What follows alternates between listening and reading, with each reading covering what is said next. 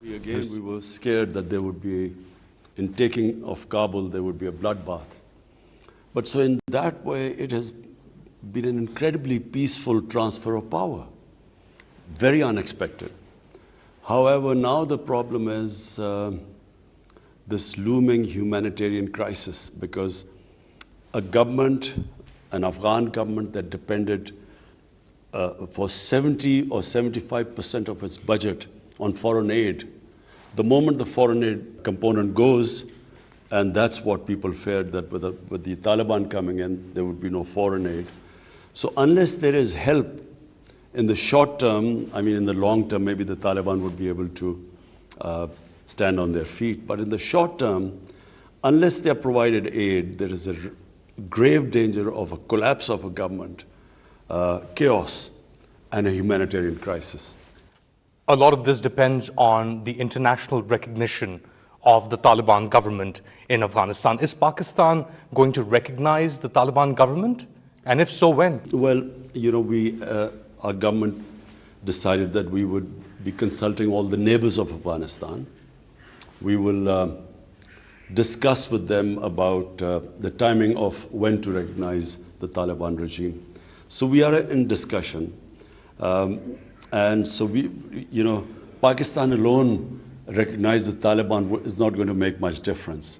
It has to be preferably, the United States and Europe and China and Russia.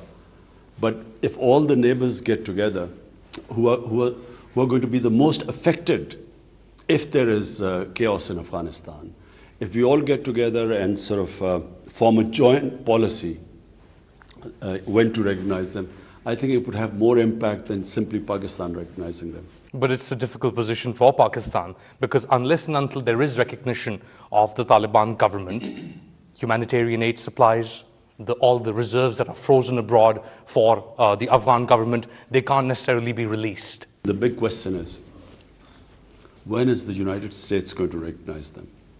Do you expect the United States to recognize the Taliban government? Sooner or later, they'll have to.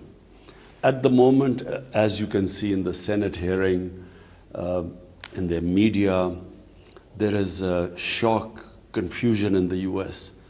They are completely surprised by this outcome of, after 20 years, Taliban coming back again. And there is at the moment finding scapegoats. I feel very unfairly targeting President Biden. I think it's unfair because what could he do? Whenever a date of exit was given, if 2 weeks before that exit date, the Afghan army collapsed and the president fled the country, the same thing would have happened. So, he was taken by complete surprise, and as was everyone else. But I think he's been very unfairly being targeted. And also they're trying to find scapegoats, one of them being Pakistan. And therefore, they're not in a rational mindset the way forward. But clearly, if the US does not defreeze their reserves, and the Afghan government collapses, and this goes into a chaotic situation, the biggest loser will be the people of Afghanistan.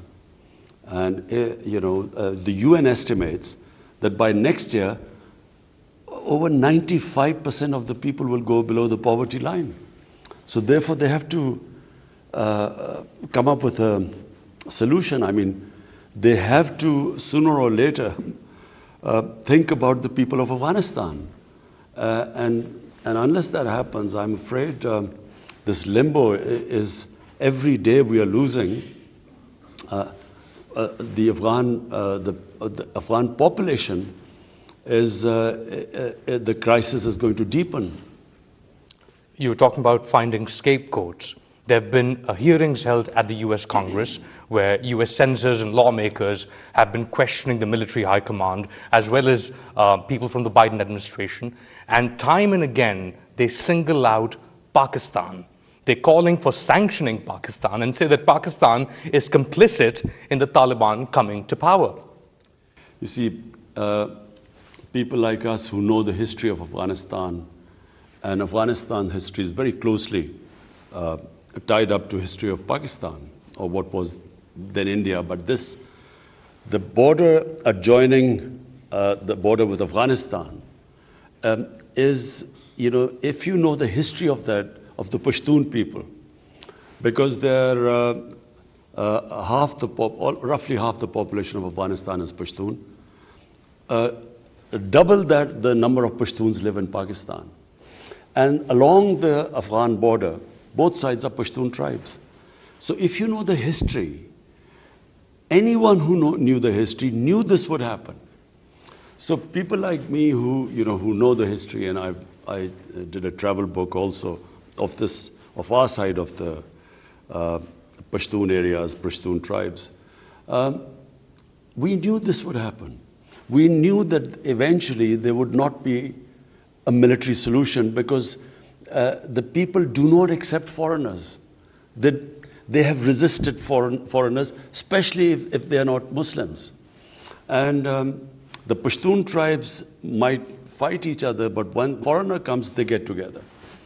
And then the second characteristic of a Pashtun is that they seek revenge. If there's someone is killed in their house, they will seek revenge. And to seek revenge, they will join the militants. So on this side of the border, exactly the same thing happened when we decided to become an ally of the US. Because the Taliban were Pashtun, sympathies for Taliban not because of the religious ideology, but because of the Pashtun nationalism. On our side of the border, we had for the first time the Pakistani Taliban. And they called us collaborators and started attacking us, which is the TTP, the Pakistani Taliban. Exactly the same thing happened on the other side. The more collateral damage, the more drone attacks or aerial bombing, the more night raids where people were humiliated or killed, the more the militant ranks swelled. So the Taliban movement grew over a period of time. And by 2008, I went to the US. I addressed the think tanks. I met Joe Biden as a senator. I met John Kerry as a senator. And I explained to them. But then I realized that they were clueless. The American public had no idea what was going on in Afghanistan. Hence, they are completely taken by surprise. They thought they had built a democratic government, that they had liberated their women. People in the US thought like that, and there were so few American casualties. So Afghanistan was, something which was not in their minds. So when this suddenly happened, they had been all taken by surprise. And therefore, you see this in Senate, the sort of questions being asked. They had no idea that this was happening. But believe me, in Pakistan, people who knew Afghanistan's history, Army Chief in 2010, General Kiani, went to meet President Obama. He explained to them that there will not be a military solution, that the moment you lead, the Afghan army will collapse. He told them that, look, you will leave a mess there, and we in Pakistan will suffer the consequences. But they had no idea. Some people say that this position of yours, now looking back in retrospect, is quite prescient. But they also accuse you because of the stand of being, they call you Taliban Khan. You see, it was this awful, arrogant, imperialistic attitude of the Americans under George Bush, when he said, either you're with us or against us. After 9/11, this amazingly ridiculous statement, if you do not support our policies, you're against us. So therefore, if I did not agree with this military solution in Afghanistan, then I was pro-Taliban. And that's why they're all in a state of shock. Are you pro-Taliban? I'm anti-military solutions. I do not believe that the way to solve world's problems are using military means. I was against the Iraq war. If there's an objective analysis done about what has happened in Iraq, I even objected to my own country using military means, for instance, in East Pakistan, when we used military, to resolve the issue. I do not believe in military solutions. But in this case, I knew the subject much better than anyone in the US understood. So therefore, it was this amazing thing that, you know, if you criticize the US policies, you were anti-American and you were pro-Taliban. And you didn't have to spend $2.5 trillion to get to that conclusion. And you know, even I objected to Pakistan becoming involved in this war. We had nothing to do with 9/11. No Pakistani was involved. Al-Qaeda was in Afghanistan.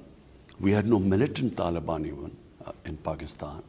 So what had Pakistan to do with this war, where a country loses 80,000 people? Our whole tribal belt was devastated. 3.5 million people internally displaced. We were called the most dangerous place in the world. Our economy went down. $150 billion lost to the economy. Our currency lost half its value in 2008. So, I mean, we paid a heavy price for this. But for what? And in the end, rather than being appreciated for making these sacrifices just because we became an ally of the US, to be scapegoated for this blunder in Afghanistan, I think that has been the most painful thing for us. Are you afraid now that because of this scapegoating and because of this revenge or animosity within the US towards Pakistan, that we or the Pakistanis will suffer more adverse consequences? I think whenever this anger goes and some rationality appears in the US, they start rational thinking about this. They will realize that how could Pakistan be responsible for this? Simply because how could 300,000 well-equipped Afghan army give up without a fight? And Afghans are one of the bravest nations in the world. Why did they not fight? It wasn't because of Pakistan. How could they give up to 60 to 70,000 lightly armed militia? If Pakistan was helping them, they wouldn't be, they appeared in Kabul on motorcycles without shoes. Compare them to the Afghan army. So if you do an analysis of why that happened, why did they not fight? The conclusion will be anything but Pakistan was responsible. The conclusion will be, number one, Afghans have always resisted foreign occupation. They are a very independent people. They are basically a free nation, free-thinking people. Their culture is very democratic. So they do not accept foreign domination, number one. Number two, the way, I repeat, the night raids, the bombing from the air, you do not fight guerrilla warfare by bombing villages. So the collateral damage, then there was hatred against the Americans, and that hatred translated into more militancy, more people joining, and Taliban became a popular movement in the rural areas. So that was the reason why in the end they didn't win. It wasn't because of Pakistan. Now the Taliban is in power and Pakistan is left behind once again to deal with the fallout of a hasty US withdrawal. Recently, you wrote in a Washington Post opinion piece that the international community will want to see the inclusion of major ethnic groups in the Afghan government. But I spoke to senior Taliban leaders in Kabul, and they say that there is no way that they will allow the inclusion of people like Hamid Karzai, even Abdullah, people that were part of the previous dispensation during which the Taliban lost a lot of their own people, families, and so on and so forth. So where's the disconnect there? What does Pakistan do if the Taliban refuses an inclusive government as Pakistan and the international community has been pushing? Look, from Pakistan's point of view, when we say an inclusive government, we recognize, and everyone recognizes, even the Taliban would recognize, that Afghanistan is a multi-ethnic group. Pashtun are around about 50% of the population. Then there's a big Tajik minority. Then there are Uzbeks. Then there are Hazaras. And other smaller minorities. So, an inclusive government means a stable Afghanistan. So people who are interested in the welfare of the people of Afghanistan who've been through 40 years of conflict. So anyone who feels, wishes them well would want a stable Afghanistan, and a stable Afghanistan means an inclusive. Yeah, but the Taliban then turn around and say that you are interfering, Imran Khan is interfering in the internal affairs of Afghanistan by pushing for an inclusive government. So let me clarify. Number one, as a well-wisher of Afghanistan, we would want them to be stable and have an inclusive government. Now, what sort of inclusive government should not be dictated to the Taliban government? Because that is interference. If you say, pick so-and-so and so-and-so and take names that you must include them, that is interfering in their internal affairs. And I would imagine that they would resist that. Because remember, Afghans are independent-minded people. There's no... The idea that anyone can control them from outside, whether it is the US or it is Pakistan, it is a fantasy. It cannot happen because that's their history. So we can just, as well-wishers, suggest that there should be inclusive government, which they too agree. What should not happen is they should be dictated that, look, includes A, B, and C, and that would be interference. It's a fractured society, Afghanistan. It's a fractured polity, especially with various different groups of the Taliban now inside the country, in Kabul, in power. They can't even communicate with themselves. Do you think they'll effectively be able to communicate what they want, where they stand, and where they want to take Afghanistan to the international community? Look, I think... And also tying in with Pakistan, because Pakistan, or the international perception is that Pakistan controls the levers of the Taliban. They control the Taliban. Look, again, people don't understand the Afghan character. You cannot control people of Afghanistan. And history as a guide, I mean, look at the history of Afghanistan and say, look at the history of the whole of India. You had one battle, and whoever won the battle controlled India. Afghanistan was never like that. As I repeat, it is a decentralized, democratic system. They are very democratic people. It's not a feudal system as it was in India, which is why it was easier to control India. And because the tribes, the Pashtun tribes, which are half of Afghanistan, and twice as many Pashtuns on this side, they resisted the British exactly for 80 years. The British controlled the whole of India, but the Pashtun areas, the tribal areas, there was resistance throughout the 80 years of British interaction with them. So therefore, Afghanistan cannot be controlled from outside. It is a very difficult situation which they are in. Anyone who takes power after 20 years of fighting, civil war, people think they have given a lot of sacrifices. So now to come into power and then even dealing with your own people, forget about including other people who were not part of the struggle. Even dealing with your own people, I would imagine, is a pretty difficult situation right now for Afghanistan, for the Taliban government. So therefore, if you're asking me what will happen, I don't know what will happen. I pray, that's all we can do. We pray that after 40 years, the people of Afghanistan would have peace and stability. But I don't know what will happen. How would you define the US-Pakistan relationship as of now? I think, well, we're talking with the US. We're constantly in touch with them. Our security, our head of intelligence is dealing with them. Our foreign minister is dealing with their foreign secretary. But the president hasn't called you up. No, he hasn't, but it doesn't have to be like that, I mean... Why is that? The president or the heads of state, I mean, when they talk to each other, basically it's a formality because all the homework is done by people below. So it's not necessary.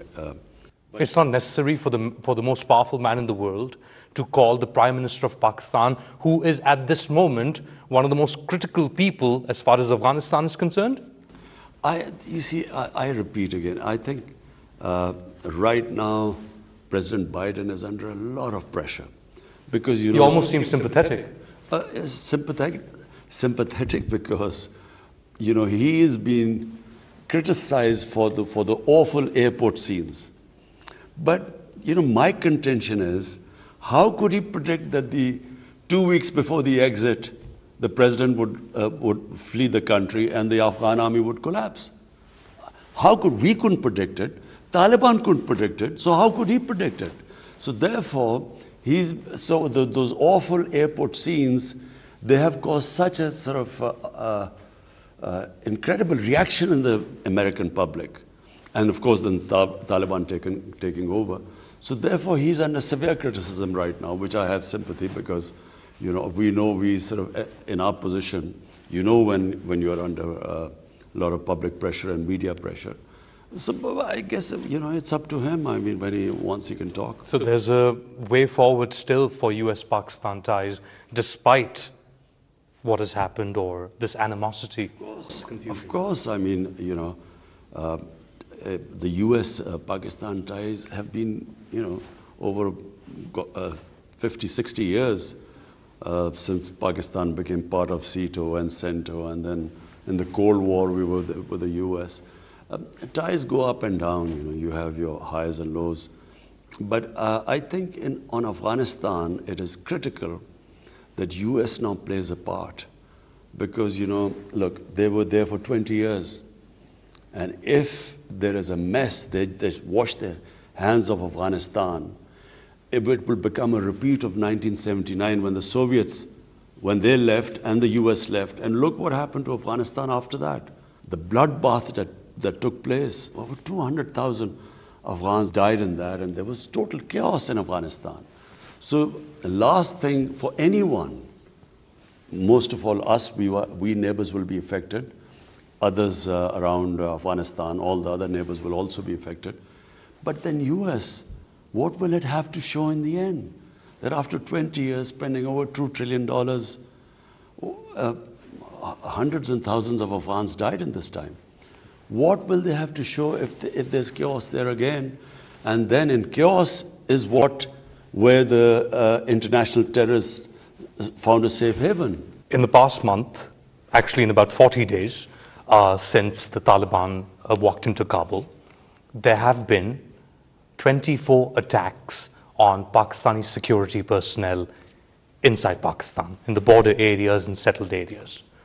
Around 100 Pakistani security personnel have been killed in these attacks, which have been claimed by the Tehreek-e-Taliban Pakistan, or TTP. Is Pakistan facing another or renewed attacks by the TTP because of the emergence of the Afghan Taliban in control now in Afghanistan? What happened was that in Pakistan in 2014, our security forces did a big operation, and this was in North Waziristan. And the TTP, the Pakistani Taliban, who were doing terrorist attacks within our country, they were pushed out. And they then went into Afghanistan. And I'm afraid not only were they helped by the Afghan intelligence agencies, but they were also helped by RAW, the Indian intelligence agency. And they then used them to conduct attacks within Pakistan. But these attacks dropped significantly over the past few years. Yes, they did drop, but they attacked through TTP, they attacked the Chinese nationals who were working in Pakistan. And they also conducted a series of attacks in Balochistan. So since in the last 40 days, there has been an increase. And we fear that... Are you concerned about that? Up to a point, not that much, because we have very disciplined security forces who are very experienced now. Over 15 years, Pakistan got more experience than probably any other country in dealing with counterterrorism. And we have, as the world knows, one of the best intelligence agencies in the world.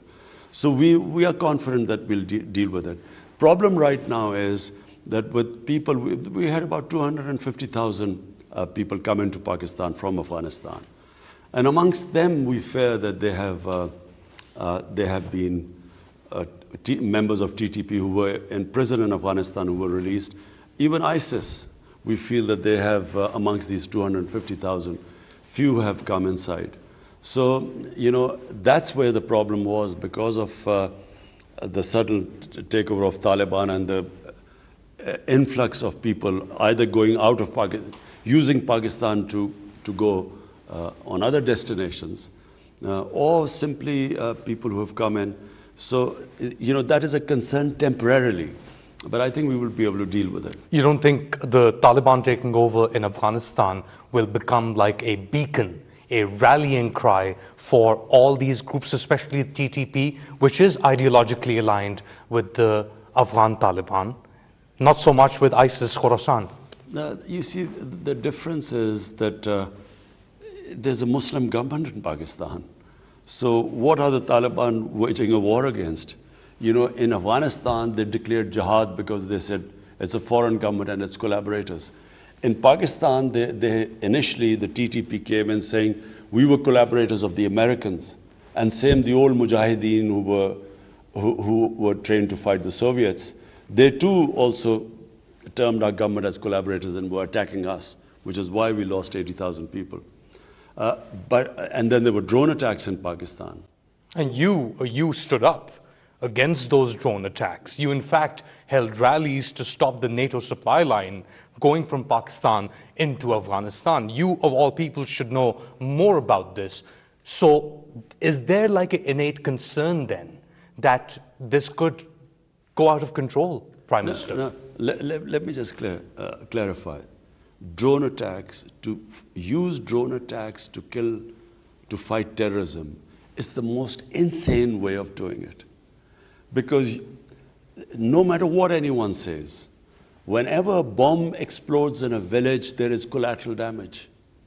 And as we saw in Kabul, the drone doesn't always get the right people.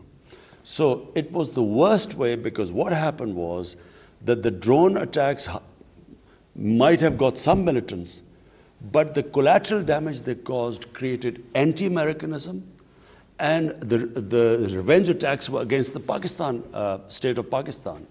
So number one, it increased the militants.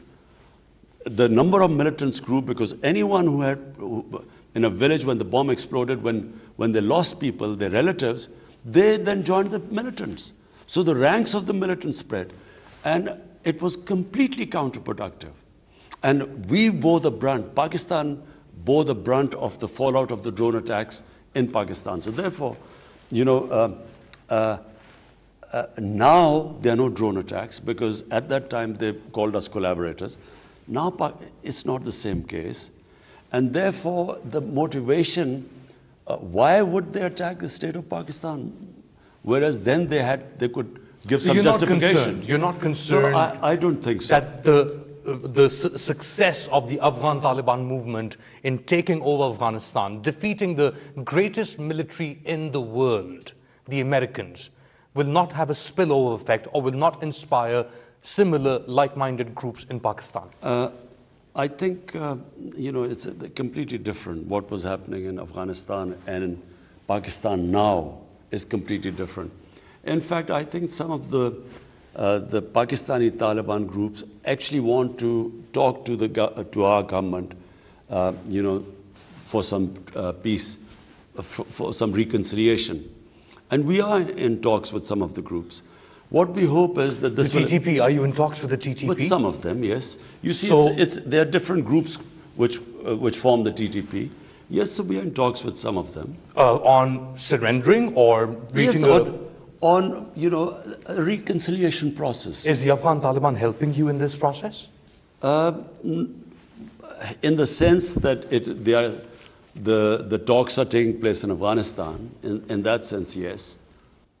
So there is some sort of negotiation or talks underway between Pakistan and the Tehreek-e-Taliban Pakistan, or some groups of the TTP, to lay down their arms. Yes, and then we forgive them and they become normal citizens. This is quite a revelation, Prime Minister Imran Khan. So you are expecting some sort of agreement or some sort of deal to come out or emerge between the TTP and the government of Pakistan? Yes, I repeat, I do not believe in military solutions. I'm anti-military solutions. So I always believe that, as a politician, political dialogue is the way ahead, which I always believed was the case in Afghanistan. So why is the with TTP US. attacking Pakistani security forces if they're talking to you and trying to reach a negotiated settlement? I think that was just a spate of attacks, but we are talking. We might not reach some sort of a conclusion in the end, a settlement, but we are talking. We are also talking to the Baloch militants. We're trying to also talk to them and have some sort of political reconciliation with them, those who are willing to reconcile. You mentioned India and the role of India that Pakistan says was instrumental in carrying out attacks in Pakistan. There's been a lot of disinformation emanating from Twitter accounts, or social media accounts controlled or being operated from India. Recently at the UN General Assembly, you said that there is a war against Muslims in India, including in Indian-administered Kashmir. If this is the case, what can Pakistan do to raise this issue, to contain this war against Muslims in India, as you say it? Look, what do human right groups do? They raise the issue at all levels and build pressure finally to fight these human rights which are being abused, not just of Muslims in India, but specifically what is happening in the Indian-occupied Kashmir. So we raise it at every forum, United Nations, in the Human Rights Forum, in the international media. Because, when people talk about maybe the human rights abuses of Taliban, I think it should not be selective. They should also talk about what is happening in Kashmir, where about 900,000 Indian troops have basically put 8 million Kashmiris in an open prison. So therefore, I feel that it should be even-handed. When human rights are selectively talked about, they lose their credibility.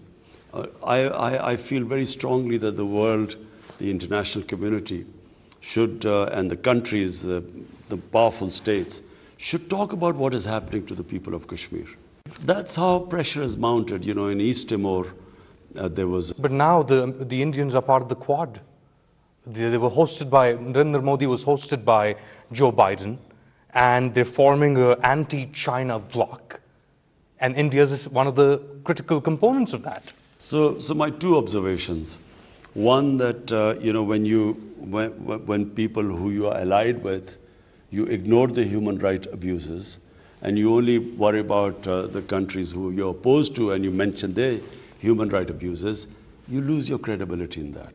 Secondly, my observation is that in trying to form these blocs, the last thing the world wants is another Cold War. Because we saw the Cold War between the Soviets and the US, and the world sort of being divided into two camps. I wish this does not happen again, because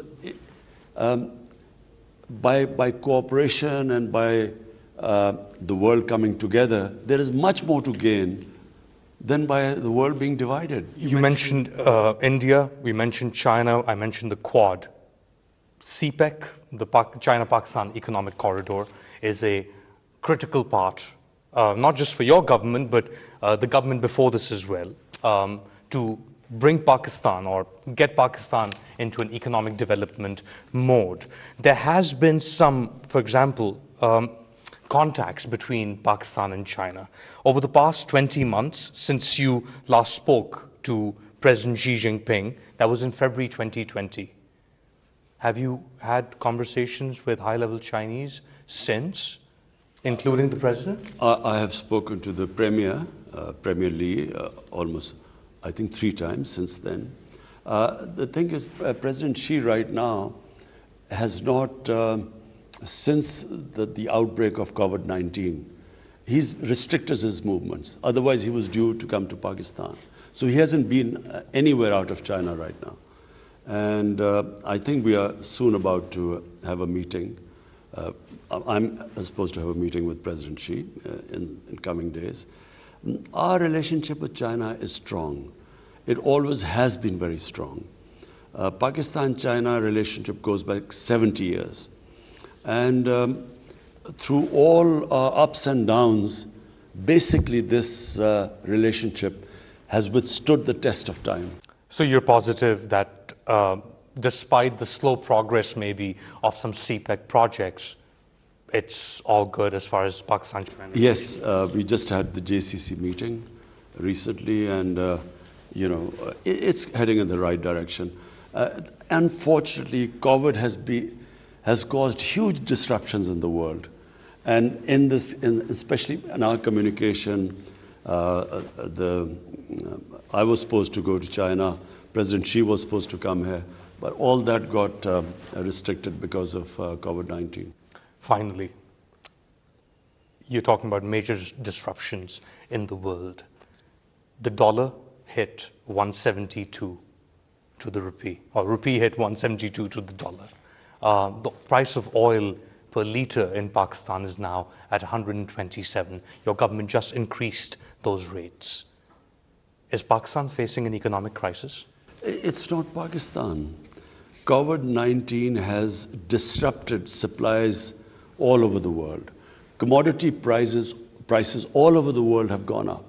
In fact, Pakistan is still cheaper than other countries. But is Pakistan hurting as a result of it? Like most developing countries, in fact, developed countries too. In fact, look what's happening to India. India, there's massive increase in poverty because of COVID-19. So Pakistan also has been affected by the rise of commodity prices. So the rise of prices, inflation in Pakistan is basically imported inflation.